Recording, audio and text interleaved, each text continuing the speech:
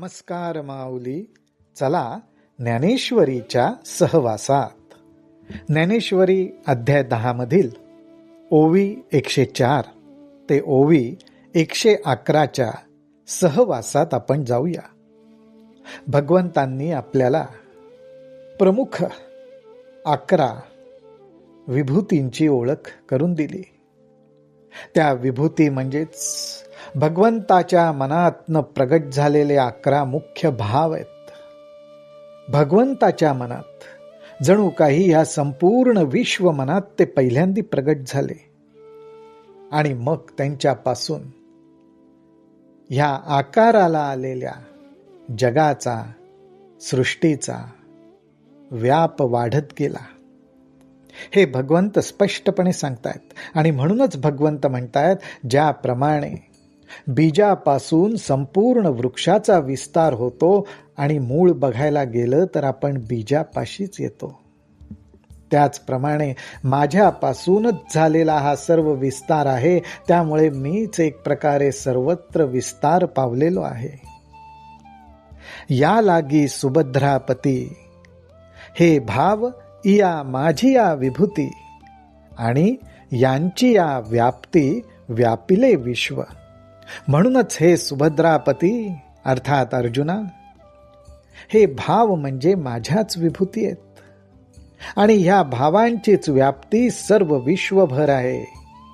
अर्थात या भावाने विश्व व्यापलेला आहे, अर्थात मीच विश्वाला व्यापू नये. म्हणून गा या परी ब्रह्मादी पिपिलिकावरी, मी वाचूनी दुसरी गोठी नाही. म्हणूनच अशा प्रकारे बघायला गेलं तर मुंगीपासून ब्रह्मदेवापर्यंत, ब्रह्मदेवापासून मुंगीपर्यंत माझ्या वाचून दुसरी कुठली गोष्टच नाहीये. ऐसे जाणे जो साचे, तया चेईरे जाहाले ज्ञानाचे. म्हणून उत्तमाधम भेदाचे दुःस्वप्न न देखे. भगवंत म्हणतात, असं जो जाणतो, ऐसे जाणे जो साचे. साचे म्हणजे अनुभवपूर्वक असं जो जाणतो, त्याच्या ठिकाणीच आत्मज्ञान प्रगट झालंय. आणि ज्याच्या ठिकाणी आत्मज्ञान प्रगट झालंय त्याच्या ठिकाणी उत्तम, मध्यम आणि कमी प्रतीचं अर्थात कनिष्ठ असे कुठलेही भेदभाव कोणाच्या बाबतीत राहतच नाहीत. असा भेदभाव त्याला ज्ञानोबाराय दुःस्वप्न म्हणतात. असं दुःस्वप्न ज्याला पडतं त्याच्याच अंतःकरणात भेदभाव उमटतात. जिथं भेदभाव उमटतात तिथं तो माणूस मुळात निद्रिस्त आहे, आत्मज्ञानाने जागा झालेला नाही आणि त्या निद्रेमध्ये त्यालाही दुःस्वप्न पडतायत. मी माझी या विभूती, मी माझी या विभूती, विभूती अधिष्ठिली या व्यक्ती. हे आघवे योग प्रतीती एकची मानी. मी म्हणजे साक्षात भगवंत. माझी या विभूती अर्थात ज्या विभूतींचं वर्णन भगवंत करतायत त्या भगवंताच्या विभूती अर्थात ते भाव. आणि विभूती अधिष्ठिली या व्यक्ती, आणि ज्यांच्या ठिकाणी ह्या विभूती व्यक्त रूपाने प्रगट झाल्यात असे जीव. हे आघवे योग प्रतीती एकची मानी. हे सर्व काही भगवंत, भगवंताच्या विभूती, आणि विभूती ज्या ठिकाणी प्रगट झाली ती जीवसृष्टी, ते जीव, हे सर्व काही एकच मानतो. पण हे नुसतं मानणं नाही तर योग प्रतीती, योगाच्या साह्याने अर्थात या भावाशी जो एकरूप होऊन गेलाय, त्याच्याशी मिळून गेलाय, जुळून गेलाय, म्हणून योग प्रतीती. अशी ज्यांनी प्रतीती घेतली तो ह्या सर्वाला एकच मानतो. म्हणून निशंके येणे महायोगे, मज मिनला मनाचे नियांगे. एथ संशय करणे न लगे, तो त्रिशुद्धी जाहला. म्हणून भगवंत म्हणतात, कुठलीही शंका घेण्याचं कारण नाही. निशंके येणे महायोगे. ह्या अनुभूतीलाच, या भावालाच अंतःकरणात धारण करणारा जो योगी, असा योग ज्याला साधतो, माऊली त्याला महायोग म्हणतायत. निशंके येणे महायोगे मज मीनला. मला येऊन मिळाला. मला येऊन कसा मिळाला? मनाचे नियांगे. त्याच्या मनाला आता दुसरा कुठला विषयच राहिला नाही. अशा प्रकारे जो मनाच्या साह्याने मला येऊन मिळाला, एथ संशय करणे न लगे तो त्रिशुद्धी झाला. इथे कुठल्याही प्रकारे मनात संशय धारण करण्याचं कारणच नाही. त्रिवार, त्रिशुद्धी, त्रिवार अत्यंत निश्चयपूर्वक भगवंत सांगतात. त्रिवार तो त्रिशुद्धी जाहला.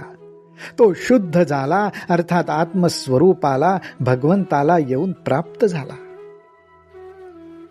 तिथे संशय घेण्याचं कारण नाही. काजे ऐसे किरीटी माते भजे जो अभेदा दिठी, तयाचिये भजनाचिये नाटी सूती मज. किरीटी अर्थात अर्जुना, अशा प्रकारे अभेद दृष्टीने, ही अंतर्दृष्टी आहे. अंतर्दृष्टी कशी की त्या दृष्टीतला भेदभाव मावळलाय. अशा प्रकारे अशी दृष्टी ज्याची स्थिर झाली, भगवंताच्या विभूती आणि त्या विभूतींचं ह्या जगात प्रगट होणं, ह्याच्या ठिकाणी जो एक स्वरूपाने आत्मरूपच बघतो, तयाचिये भजनाचिये नाटी सूती मज. असा महायोगी, असा साधक जे भजन करतो, त्या भजनामध्ये त्यांनी मलाच धारण केलेलं असतं. तयाचिये भजनाचिये नाटी सूती मज. त्याच्या भजनात दुसरा कुठला विषयच नसतो. अखंड त्याच्या ठिकाणी माझंच भजन होत असतं. म्हणून अभेदे जो भक्ती योगू, तेथ शंका नाही नये खंगू.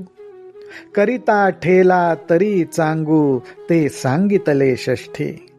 अशा प्रकारे अभेद दृष्टी धारण करून जो माझी भक्ती करतो, भक्तीच्या साह्याने मला येऊन मिळतो, तिथे कुठलीच शंका घेण्याचं कारण नाही. नाही तेथ शंका नाही नये खंगू. खंगू म्हणजे तिथे कुठला कमीपणा पण नाहीये, कुठल्या गोष्टीची कमतरता पण नाहीये. तोच पूर्ण महायोग आहे. आणि असा योग ज्याला साधला, तो माझ्याच स्वरूपाला प्राप्त झाला. हे मी 6व्या प्रकरणात 6व्या अध्यायात सांगितलंच आहे. हा खुलासा भगवंत इथे करतायत. करिता ठेला तरी चांगू. हा भक्तियोग करिता ठेला ज्याला जमला तरी चांगू, तो मलाच येऊन मिळाला, ते सांगितले षष्ठी. तोची अभेदू कैसा, तोची अभेदू कैसा, हे जाणावया मानसा, साध झाली तरी परियेचा बोली जेल. जणू काही भगवंत अर्जुनाच्या मनातले भाव टिपतायत आणि ते म्हणतात, अर्जुना, हा अभेद, ही अभेद स्वरूपाची भक्ती कशी साधायची, हे जाणून घ्यायची जर साध तुझ्या मनात विचारांनी घातली असेल, हे जाणावया मानसा साध झाली. तुझ्या मनात असा विचार आला असेल, विचारांनी मनाला साध घातली असेल की हा अभेद योग कसा आहे, तरी परियेसा बोली जेल. तर तू आता नीट ऐक, मी बोलतो, मी तुला सांगतो, हे भगवंत अर्जुनाला म्हणतायत. राम कृष्ण हरी, राम कृष्ण हरी, राम कृष्ण हरी.